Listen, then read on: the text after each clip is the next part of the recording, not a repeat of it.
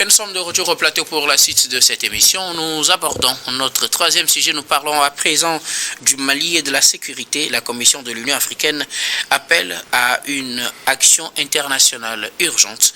Le président de la Commission de l'Union africaine, Mahmoud Ali Youssouf, a exprimé ce dimanche 9 novembre 2025 sa profonde inquiétude face à la situation qui se détériore très rapidement au Mali. Situation sécuritaire renforcée par les attaques et les actions des groupes terroristes ces dernières semaines, essentiellement sur les questions d'énergie, le carburant et aussi leurs approches, les attaques plutôt dans les alentours de Bamako et leur visée de faire tomber le pouvoir de Bamako. Dans une déclaration, le président de la Commission de l'Union africaine appelle à une action urgente. Il dit que l'Union africaine est disposée à accompagner le Mali. Il appelle également à un soutien de la communauté internationale, un soutien immédiat pour soutenir le Mali dans ce moment difficile. Nous en parlons avec nos invités. Je veux bien commencer par vous, Prosper Abouklou, le président de la Commission plutôt de l'Union africaine,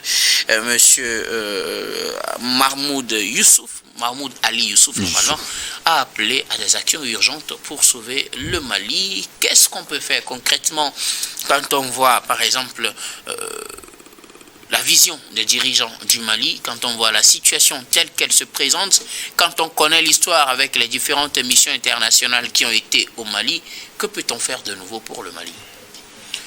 Bon, moi je reste peut-être un peu, je ne dirais pas dubitatif, mais quelque peu pessimiste par rapport à la situation. Du point de vue de l'UIA, c'est vrai, l'Union africaine est une institution normalement qui doit être au service du peuple africain et qui doit connaître la géopolitique, tout ce qui concerne les stratégies psychologiques, anthropologiques, tout ce qui concerne l'Afrique. Oui, j'ai écouté également M. Youssouf Mahmoud la dernière fois alarmé sur le cas du Mali pour interpeller la communauté internationale en vue de pouvoir aider le Mali. Bon, l'idée elle est bonne, mais est-ce que derrière tout ça il y a de la sincérité? La question que je me suis posée, parce que le problème du Mali ne date pas d'aujourd'hui, depuis 2013 où le Mali a été attaqué par les djihadistes, les formes de contestation armée qui ont assailli le Mali. La Commission africaine, à l'époque, j'ai écouté même l'ancien président sénégalais Abdoulaye Wade et tous ceux qui étaient, même le président de la Commission de l'Union africaine, le Gabonais Jean Ping, qui présidait donc à l'Union, qui a dit à l'époque qu'ils avaient pris des dispositions pour plaider pour la cause d'abord de la Libye et puis arriver après du cas du Mali. Mais ça n'a pas fonctionné parce que il y a eu des décisions qui ont été prises ailleurs, qui ont été dictées donc à l'UA et que ça n'a pas marché. Raison pour laquelle j'ai dit tout de suite que je suis toujours dubitatif, même pessimiste par rapport aux actions que l'UA peut mener. Maintenant, depuis que la situation s'imposait, sécuritaire s'imposait, jusqu'à ce qu'il y a eu des coups d'État pour qu'on en revienne donc à la situation, au rétablissement de la sécurité au Mali, quelle a été l'action de l'UA? Bon, maintenant, si l'UA revient pour proposer des solutions, est-ce que ça porte de la sincérité et comment ça va faire? Parce que, vous savez, lorsque vous êtes là et qu'il y a quelqu'un qui vous gifle, et à côté, vous comptez sur quelqu'un qui pouvait vous aider à s'en sortir et que pendant longtemps, il s'est tué, il n'a rien dit, il n'a même pas été dans la condamnation du malfaiteur et qu'aujourd'hui, après, ils viennent vous proposer de vous aider. Moi, quelque part, je reste. Bon, maintenant, c'est une action qui est posée, c'est une intention qui est posée, j'allais dire. Maintenant, il faut qu'on accompagne des actions. Et bon, maintenant, au niveau du pouvoir malien, est-ce qu'ils vont être, je dirais, avoir confiance, et je voulais parler de confiance, puisque dans leur situation, en créant l'AES, c'est une confédération qui porte... Pour s'entraider. Oui, la même voix, s'il faut le dire. Ouais. Que lorsque on agresse l'un des États, est-ce qu'il y a des dispositions? Et je crois que à leur niveau, ils sont en train de prendre des dispositions. Est-ce qu'ils vont s'imbriquer dans la proposition de l'UA? Et là, moi, j'analyse un tout petit peu pour dire que il y a une confusion qui arrive là, et le pouvoir malien et la AES et tous ces pouvoirs qui peuvent, toutes les volontés qui peuvent aider, doivent prendre des décisions.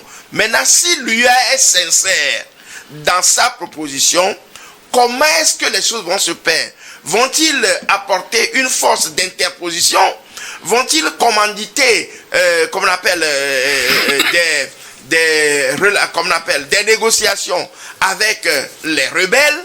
Bon, toutes ces questions-là, maintenant, s'il faut le faire, vont-ils le faire indépendamment de la volonté du pouvoir malien? Parce que vous savez, les militaires, c'est du jusqu'au boutisme. Les militaires, c'est du jusqu'au boutisme. C'est là où je crains qu'il n'y ait pas de confusion ou bien qu'il n'y ait pas d'incompréhension. C'est pourquoi moi je reviens sur la sincérité de l'action que veut poser l'UA. Il faut qu'il sorte le mécanisme d'intervention. On va aller négocier avec les rebelles ou bien les djihadistes. En ce sens, je pense que le pouvoir malien n'acceptera jamais, parce que c'est une piste qu'ils ont déjà rejetée. Maintenant, allons-ils mettre en place une forme d'interposition pour barrer la route à ces gens-là? Parce que moi, jusque-là, je ne connais pas trop l'ampleur de la situation, puisque je n'ai pas été, j'ai lu un certain nombre de choses, mais je ne sais pas. Mais quand vous écoutez un peu le narratif du pouvoir malien, j'ai l'impression que ils ont rencontré, comme on appelle, les diplomates accrédités à Bamako la dernière fois. Les explications qu'a donné Diop et le pouvoir malien ne me semblent pas trop alarmiste, ça. Maintenant, ils donnent l'impression de toujours maîtriser la situation. Voilà, c'est le pouvoir malien. La situation va rentrer. C'est ce qu'ils disent. Maintenant, quand vous écoutez les narratifs venant surtout des médias hors Afrique, on a tendance à croire que jusqu'à ce que il y a pendant l'Union européenne, les Américains qui ont appelé au rapatriement de leurs ressortissants, tout ça là, pour leur dire de quitter Bamako, ce qui veut dire qu'ils ont la manette, ils savent ce qui se passe, ou bien ce qu'ils font, ou bien ils sont en train de nous alarmer. C'est là où moi je restais un peu, je vous dirais clairement, dubitatif sur la question. Maintenant, moi je reviens toujours sur la sincérité de l'acte que veut poser l'UA, parce que il y a aussi le Soudan là-bas qui s'est embrasé. L'UA ne dit rien, on tue les gens, on tue les gens comme on veut. Est-ce que l'UA ne dit rien ou bien elle est impuissante? Elle ne pose pas d'acte. Puisque l'UA avait déjà sanctionné le Soudan avant qu'on arrive à ce nouvel épisode. Dis donc ça, est-ce que les sanctions... avait déjà sanctionné le Soudan quand ils ont éjecté Amdallah Hamdok, qui était le président civil de la transition. Quand les militaires ont voulu prendre la transition, le Soudan avait déjà été sanctionné. Bon, on ne parle pas trop du Soudan aujourd'hui. On parle du Mali. Oui. Est-ce que, supposons, là, moi, mon point de vue, ou bien ma question, supposons que l'Union africaine est sincère. Oui. Que pourra-t-elle faire? Non, si elle était sincère. Si elle était sincère, moi je crois que, vous savez, à mon avis, la piste de la négociation paraît peut-être le chemin à prendre. Pareil, c'est pourquoi je le dis. Mais si je suis... La négociation avec qui? Avec les rebelles. Avec les rebelles ou les terroristes? Terroristes et rebelles. Pour les dirigeants maliens, eux tous, ils sont des terroristes. Oui, ils sont parce que, vous savez, la réclamation de l'identité ne doit pas se faire par la force. Quand vous voulez réclamer votre appartenance à une position sociale donnée, ce n'est pas par la force. Et donc, comme maintenant, ils quand vous utilisent êtes la force, commandité, ils sont devenus des terroristes. Oui, c'est-à-dire c'est-à-dire les gens que de l'Azawad et tous, ils sont des terroristes. tous ces gens-là ne sont pas, vous savez, Ils ne sont plus des rebelles. Ils ne sont plus des rebelles. Tous c'est des gens qui revendiquent pas la force. Alors que au Mali, dans ces zones-là, il n'y a aucune, à mon avis, aucune tension religieuse qui impose à ce que ces gens-là disent. C'est le colon qui est venu implanter ce système-là de division, de l'ethnocentrisme, de régionalisme, tout ça là. Chez eux, ça ne se passe pas. Chez nous, on vient, on dit au Togo, il y a X ethnie, Y ethnie qui doit être au pouvoir, l'autre premier ministre en Afrique, partout. Et ça a fait que l'Afrique est infectée. Alors, il faut d'abord... Répondez rapidement à ma question, oui. pour que je donne la parole avant le témoin. Oui. Aussi, si l'Union africaine était sincère, pour vous, il fallait négocier. Il fallait négocier. Bon, c'est une piste qu'on exclut. C'est une piste que je dis, mais je dis, à mon avis, ça ne peut pas marcher. Il faut aller peut-être toujours par la force pour les écarter. Merci beaucoup. Et donc l'Union africaine doit envoyer des forces, appuyer les forces maliennes, si on est dans la logique de la force. Comme Valentin Mayaba, le président de la Commission de l'Union africaine appelle à des actions urgentes pour sauver ou bien pour aider le Mali dans ces moments difficiles qu'il traverse. Et c'est une annonce importante, et voire même capitale, dans la mesure où actuellement au Mali, il y a une incursion des rebelles, enfin des djihadistes qui tentent de prendre Bamako. Il est important qu'il y ait des actions conjointes pour pouvoir sauver le Mali. Alors, cette initiative, je pense que avec ce que nous connaissons pour les pays du Sahel, notamment les 3 pays qui forment l'AES, et qui ne sont pas en odeur de sainteté avec les organisations sous-régionales comme l'Union africaine et la CEDEAO, la question reste un peu complexe. Dans la mesure où aujourd'hui, l'Union africaine a été désavouée par les pays de l'AES. Vient de dire... pas réellement l'Union africaine, en tout cas pas au même la degré CEDEAO, que la CEDEAO. De toutes les façons, toutes les organisations régionales ou africaines, que ce soit l'Union africaine, la CEDEAO, ont été citées normalement dans les actions que mènent ces organisations dans l'action des pays de l'AES. Aujourd'hui, le constat est là. Il est amer, il est récurrent, il est tangible. Est-ce que le Mali va accepter réagir par rapport à cette annonce? Normalement, le Mali devait sortir une annonce pour voir si effectivement ils sont atteints ou pas. Maintenant, le Mali n'a fait que regrouper les diplomates, faisant sembler que bon, il n'y a rien d'alarmant, la situation sous contrôle. Visiblement, les sources étrangères, même connues de beaucoup de personnes, voient qu'il y a de la situation qui empire au jour le jour au Mali. Devant cette situation, qu'est-ce qu'il faut faire? Est-ce qu'il faut rester taciturne? Est-ce qu'il faut rester muet? Je ne pense pas. C'est l'initiative que vient de prendre l'Union africaine afin de pouvoir trouver des mécanismes, des solutions pour pouvoir appuyer. Quoi qu'on dise, c'est les pays qui font partie de l'Union africaine. On ne peut pas voir un pays et un des nôtres. C'est-à-dire qu'un pays qui subit des affres de la guerre ou des terroristes ou des rebelles et qu'on tente de prendre le pouvoir républicain, le pouvoir régulier comme le Mali, tous les pays, enfin toutes les zones sont en train d'être pris. Et je pense que ce serait important que les gens réagissent pour pouvoir conjuguer des efforts afin de pouvoir limiter la situation. Alors, moi, l'inquiétude qui, à mon avis, pose actuellement, c'est que est-ce que les États du Sahel, enfin de l'AES, les États de l'AES accepteraient-ils une force comme l'Union africaine intervenir dans leur État en matière de sécurisation? Parce que quand on parle de... Je le disais tout à l'heure, on a déjà connu des forces étrangères au Mali.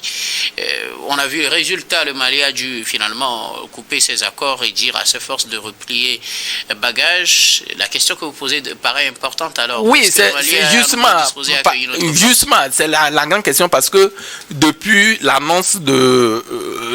cette annonce de l'Union africaine, je n'ai pas vu le pouvoir malien fait la réplique pour dire effectivement non maman le pouvoir malien comme l'a dit Prosper, ne décrit pas la situation de la même manière. Oui, ça veut dire que... on est en train de prendre les dispositions pour juguler le problème. Ça veut dire qu'ils ne reconnaissent pas qu'il y a une situation qui est difficile, qui est aussi alarmante dans le pays. Ouais. Alors, devant cette situation, je doute fort qu'un matin, même quelle que soit l'initiative que prendra l'Union africaine, que le Mali puisse peut-être s'entendre avec elle, l'Union africaine bien sûr, pour qu'on puisse mener des actions conjointes. Parce donc, que pour vous, même si l'Union africaine est de bonne foi, il ne faut pas s'attendre à ce qu'il y ait une intervention de l'Union africaine au Mali. Non, je le conçois ainsi parce que ce serait difficile pour le Mali. D'abord, c'est l'ego. D'abord, l'ego, quand je vais parler de l'ego, c'est quoi? C'est-à-dire du moment où vous dites je suis autonome, je n'ai pas besoin de vous. Même quelle que soit la situation aiguë, je préfère mourir que d'être soutenu. Donc, si ce schéma-là est présenté, je pense que ça doit être difficile. Maintenant, les deux pays qui font partie des trois, enfin, les deux autres pays, le pas du Niger et puis du Burkina, est-ce qu'ils ont déjà annoncé une action pour aider le Mali dans ce schéma? Pour le moment, on n'a pas encore d'annonce officielle. Mais je pense que devant cette situation, il va falloir qu'on oublie nos propres égos, c'est-à-dire qu'on arrive à contenir ou à circonscrire la situation pour que la population ne puisse en pâtir. C'est le plus important à mon avis. Merci beaucoup à vous tous pour vos contributions. Nous allons marquer une nouvelle pause puis on reviendra tout à l'heure pour la dernière partie de cette émission. Dernière partie que nous allons bien évidemment consacrer au Togo.